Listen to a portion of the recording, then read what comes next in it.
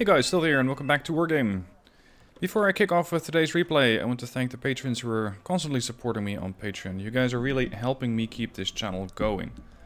Now, as you guys might have heard, YouTube is generally not very kind towards military-oriented content. For some reason, my channel hasn't been hit as bad as some of the others, which, as far as I'm concerned, don't deserve it as much. I'm thinking of Maximus right now. But still, YouTube income is definitely dropping. And I could use your support, so I want to make a punch or a pitch for my Patreon over here. If you have a bit of love for this channel, if you like watching my content, then please consider supporting me on Patreon. You do get perks for it, and all of that is visible in the link down at Patreon. Alright, today's replay. We're following Fitzgria, who is using a NORAD armor deck. Now, I saw this replay come in and I thought, NORAD armor deck, so since it's modified, since it's tactical, he is probably gonna go over here in Foxtrot, bring a heavy, bring some mortars, and punch through. That is in fact not what he does. And I was a little taken aback by what he is doing.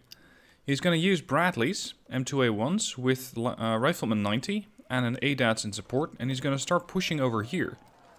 Now, he did ask me to critique the game, so here goes. I don't exactly understand why you would want to take an armored deck and then not go towards the left, or to take armored units and go towards the right. Because you're, well, on the one hand you're throwing off the enemy, because they think, oh, it's an armored deck, he's probably going to be operating over here. And you surprise them by operating an alpha, but you also surprise your own team.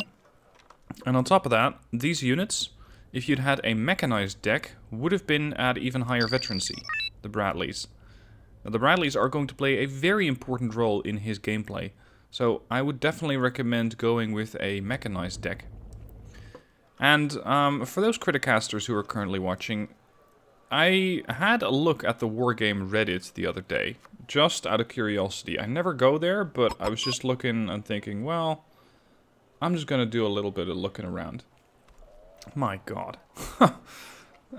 That's not the place to be for me. A lot of people over there really don't like me. And for some reason they all think, or at least they seem to think, that I think I'm very good at this game. I am not very good at this game. I might be a little better than most players. I'm slightly ahead of the average, but I am definitely not some sort of unicum or expert player. People really didn't like that. So, I hope you guys do like the replay. And I should probably refrain from visiting the Reddit. Anyway, that was on my mind for the last couple of days. Let's see how the battle's going. The Bradleys are still moving towards Alpha, and the Bradleys are not going there alone. We have support from Grenadier, who is coming in with a couple of OH-58s, as well as a Cobra. So, anti-helicopter-wise, we should be fine, and if this thing spots any infantry, then it also has a pretty good chance of shooting those things down. A Moderna is a little bit more of a challenge. And at the moment, the S-tier V121 over here is the only thing keeping that thing at bay. If the Rifleman 90 from Stand and Pray could get out of the way, or could actually get into the building, then the Moderna might fall back. That's a big if, and these guys are already spotted, so trying to get them into those structures is going to be pretty difficult. Now, the light riflemen, the riflemen, I haven't used these in quite a while. The riflemen, I think, used to carry an M72, possibly an M72A4 for anti-tank weapon. And at some point, a couple of years ago, that got changed to an AT4, which definitely gives them much more firepower against armor. Against infantry, they're still not that good.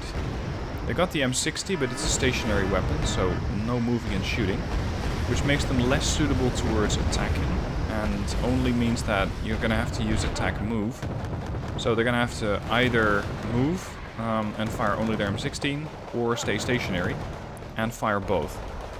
And even then, these weapons, well, the M16 with an accuracy of 30%, it's not great. Fortunately, there are a lot more bodies incoming. Gomer Pyle is coming in with 8 FV-432s, as well as a couple of Challenger 1 Mark 1s. So these guys are going to be supporting the Riflemen over here. Also a couple of M2A2s over here, The STRV-121, much to my surprise actually, is still alive. That was a really weird anti-tank missile, by the way. The STRV-121 is still alive, despite being more or less challenged by the Moderna, who still should be out there somewhere. And over here, the M2A2 meets its demise in the form of 16 Ibischi Beretti, which for the light... sorry, I keep calling them light riflemen. Which for the Riflemen 90 are going to be a hell of a fight. Fortunately, they have the Bradleys on their side.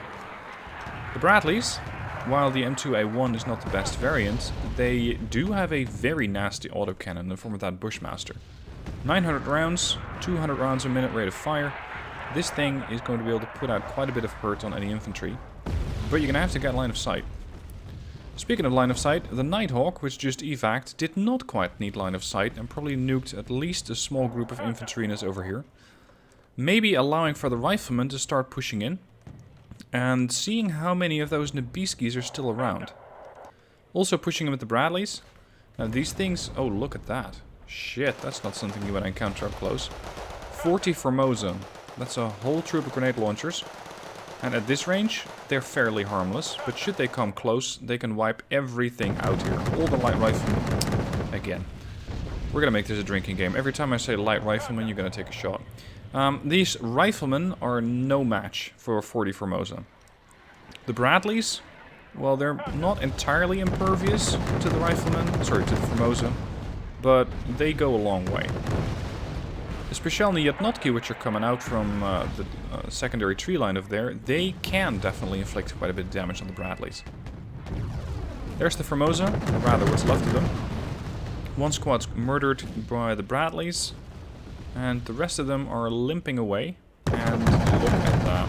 There's another squad dead. All the FV-432s have now been split up. And here we can encounter the Specialny. He instantly loses 2 Bradleys. The Specialny don't exactly escape unharmed, as they also lose at least 1 squad. The other squad takes heavy fire and starts to die. The 432s are keeping their distance a little bit, and its challengers are now pushing in. The Shelly 1-1s definitely have the armor to take at least 1 hit from those things.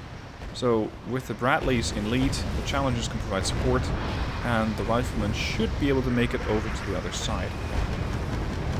Still a couple of surviving Formosa here on the left, but that shouldn't take too long. Again, the Bradleys, now in tandem with the combats, have so much firepower, and these guys only have a grenade launcher to shoot back at them.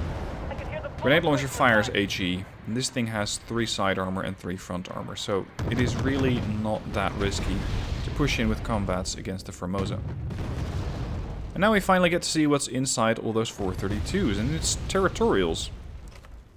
The reservists are here, but they're here in severe numbers.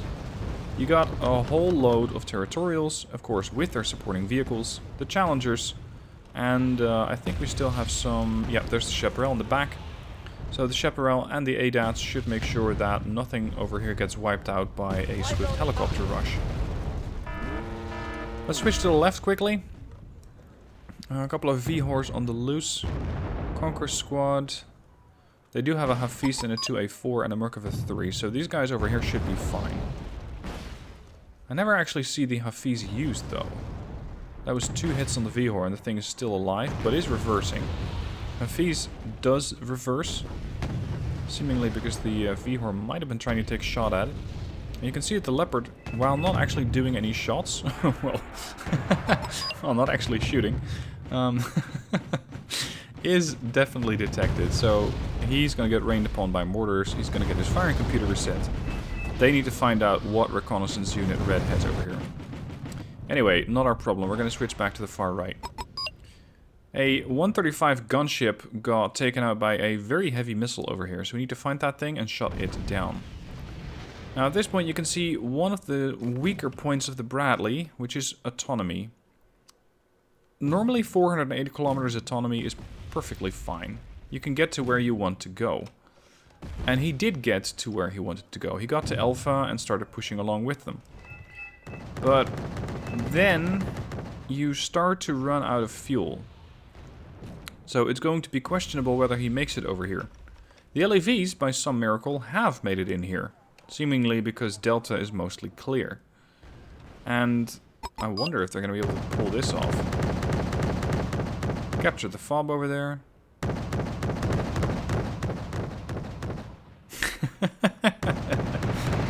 Couple of LVs 25. Look at these guys. Move off with your helicopter. There goes another drive-by kill. Oh, you could have had a Vickers Mark 11 in here and do all sorts of nasty stuff to ground-based units over here. Anyway, fuel. These guys have 156 points left. These guys got 314. He did load up his infantry again. One squad is still out here pushing by themselves. And, well, I guess they're going to be pushing the Bradleys at some point as well, as these things run out of fuel. But it's a whole different sort of pushing. He might get some fuel from the Chinook, maybe from the Hemet, but this thing is going to go down fast. It only has 191 points of supplies left. And these things are not even clear of the woods yet. I don't know if they're going to make it all the way over here, because this would be their next stepping stone. Oh, look, high value target. RSPO Neva, 95 points. And I think that Commandant at this point already quit. I think we saw him leave just a moment ago. There you go. Despite the Riflemen pushing up, they were only firing their M16, because I think that, yeah, there you go. The AT-4 is a stationary weapon. They cannot fire that while moving. So they were just taking some machine gun fire shots, or actually M16 shots, at that Newa, which really was not too impressed with it. Anyway, our two brave LV-25s over here in Echo died, unfortunately. But not before they were able to capture a whole 3 fobs. And it seems that red is just collapsing at this point. There is not that much left of red 4.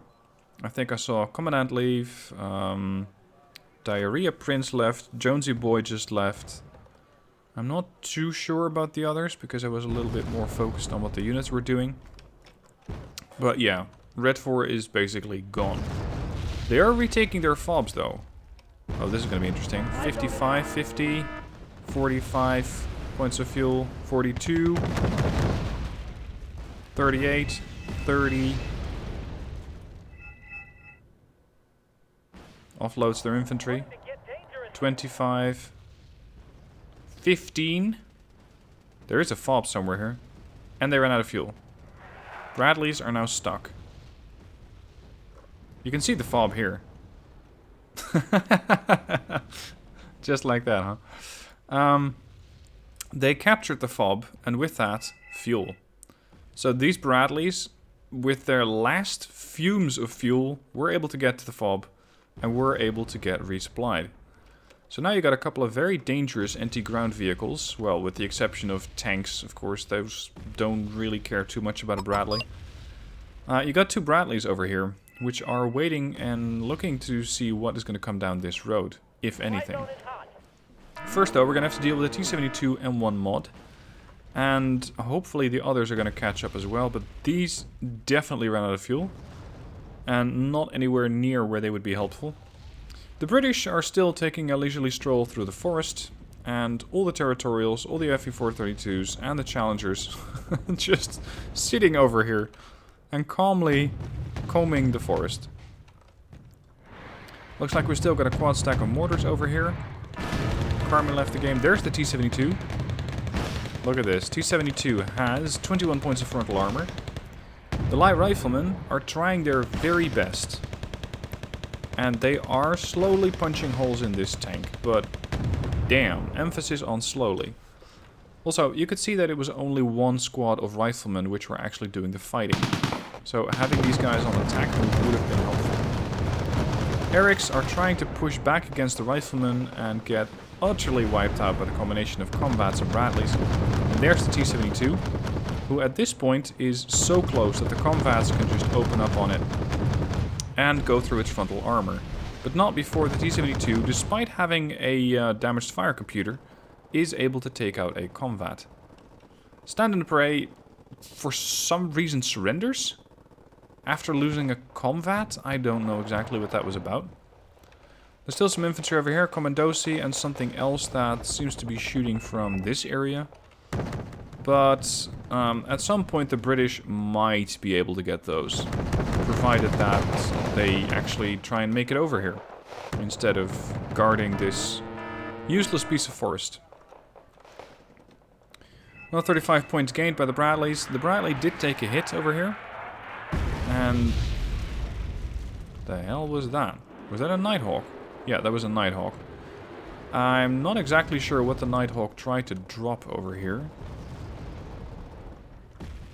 There doesn't seem to be any wrecks either. Maybe they were trying to snipe a command vehicle? I don't know. Anyway, it is fortunate that we have a fob over here, because now we can repair this Bradley. Resupply these, although they have already been resupplied by the Hemet.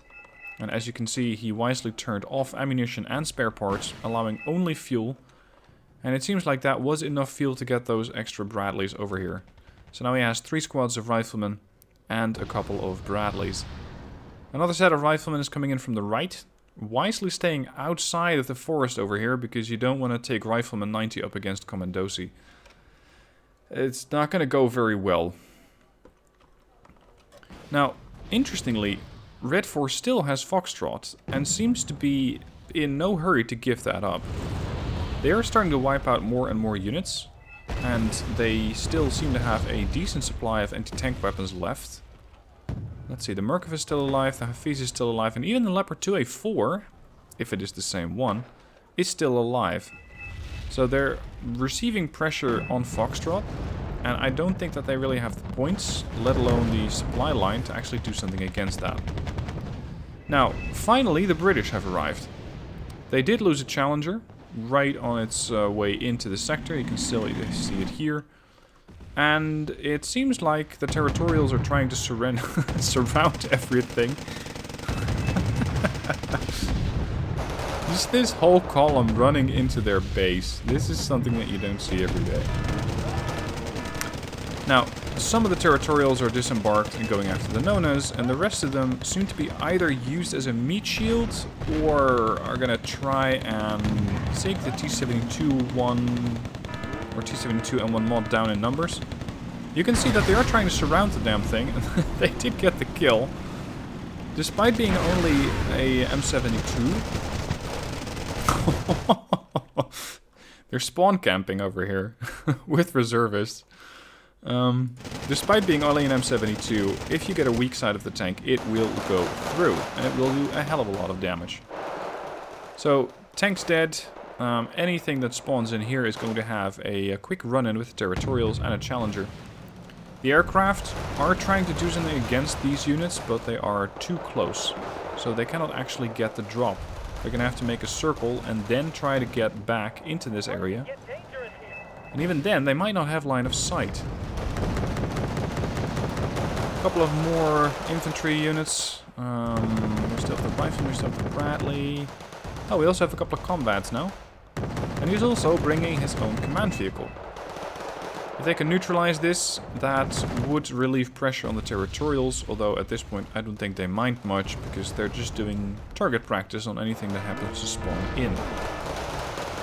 These do have a pretty nasty anti-tank weapon, which against combats could prove fairly lethal. So the question is, what are they busy with? Because I think it's the Territorials. Now they do have the sector, but the sector is still contested. Red temporarily moved out their command vehicle from Echo and directly moved it back in, or rather made it stop moving. So once again, this sector is now neutral, which works out for blue for a hell of a lot better than it does for red. Now it looks like the FE-432s are bullying an Mi-24 over here. They're just standing there with their little machine guns. They're not out of fuel, they're just parked out in the field because it's a nice day and the Territorials don't need transportation anyway. A couple of T-55 Dynas going to get taken out by the Bradleys. Well, not quite. Maybe the Convats should have been pushing in here, not just standing around waiting for something to happen. Because the tanks were facing this way, so the Convats were facing the direct aft armor of that tank and could have done a lot of damage. For the moment though, they're needed elsewhere. They have to assist over here against the Commandosi. And the Commandosi would have had a fair chance if they'd encountered the Riflemen up close. At this range, the Riflemen, and especially their far more dangerous mechanized support units, really made quick work of them. Now, it's no surprise how this is going to go. We're just looking for the last command vehicle. You can see all sorts of war crimes are going on. Towns are being bombed. Command vehicle neutralized. And we just need to find the last one. And if it's there, there we go. So, that was Fitzgria with his mechanized units in an armored deck, which I found a little weird. One point that I would give you, Fitzgria, if you're watching this, if you're going to pull something like this, all the units that you had were available in a mechanized deck. And in a tactical match, you don't get that many units. So I usually try to make sure that the units that I do get are of the highest quality, so the highest veterancy. And you can do that by switching to a mechanized deck and then picking the best units or the units with the highest veterancy in there. So they're going to get one more veterancy level, and that could make the difference, either in units not getting panicked as quickly, recovering from panic faster, or just being more accurate in their engagements. Aside from that, this was just fun to watch. The Bradleys just, well, punching through a sector which is normally pretty easily taken by Red 4 infantry, considering how superior they are to Blue 4. But the Bradleys just punched clean through. And then at some point, quite late in the game, all the British showed up and said, this is now ours, we colonized this sector, and the territorials were just there holding the spawn area. Anyway, I had a good laugh out of this game, I hope you did too. Again, if you like my content, please consider becoming a Patreon supporter. You really help me out with that. Link below in the description. If you have a good replay, a fun replay, a hilarious replay, whatever it is, let me know down below in the description. There is a link. And with that, you can send me your replay. No guarantee that it's going to get featured. I get quite a few of these still. So at some point, I might get to it. And keep in mind, I usually don't cover replays which are longer than 40-45 minutes. Anyway, with that, thank you for watching. Hope you enjoyed the replay, and I shall see you guys for the next one.